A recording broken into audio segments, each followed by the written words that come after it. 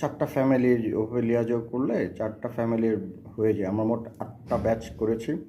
এটার চেহারা কেমন ছিল, এটার কী খাবার দিয়েছি, কোথা থেকে, তো এটা কিন্তু আপনারা আমার যে নলেজগুলো শেয়ার করি 3-4 দিন আগের তারিখে, অর্থাৎ আজকে তো 16 তারিখ, 10-11 তারিখের দিকের ভিডিওসের মধ্যে এটা আছে। এটা দেখতে কেমন ছিল, কতগুলো ছিল, এবং আরও কিছু পাইপলাইনে আছে।